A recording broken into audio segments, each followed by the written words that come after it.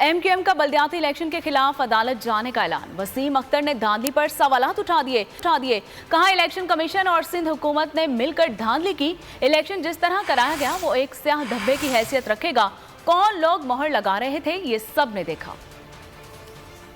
स्याह धब्बे की हैसियत रखेगा। ये पाकिस्तान की तारीख में आपका जो किरदार रहा है, जिस तरह से आपने कंडक्ट कराया है इलेक्शन कराची और हैदराबाद में, जिस तरह से बैलेट बॉक्सेस और बैलेट पेपर्स सड़कों पे नजर आ रहे थे, लोगों के पास नजर आ रहे थे, गलियों में बैलेट पेपर्स लोगों के हाथों में थे, लोग मोहर लगा रहे थे, ये सबने देखा। शुक्रिया अदा करूंगा कराची के लोगों का, हैदराबाद के लोगों का, कि उसने MQM की आवाज पे लब्बैक किया। आप कराची और हैदराबाद के ऊपर भी जाली मैंडेट लेके काबिज होना चाह रहे हैं। मेरी कल फरोख नसीम भाई से बात नहीं हुई थी इस पे, हम फिर उसी कोर्ट को रुजू करेंगे।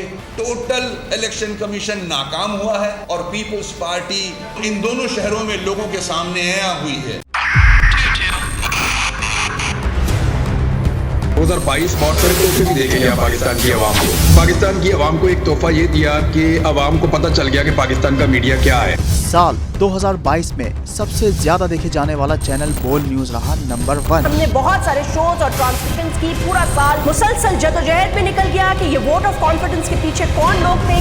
तोड़े रेटिंग के सभी रिकॉर्ड। सोशल मीडिया पर भी सबसे ज्यादा तेजी से 2.4 बिलियन व्यूज का संगे मील अबूर किया। एंकर्स को भी आवाम में सबसे ज्यादा मकबूलियत मिली और सोशल मीडिया पर भी बोल रहा सब पर भारी। सब्सक्राइब करें और बेल दबाएं ताकि कोई खबर रह न जाए।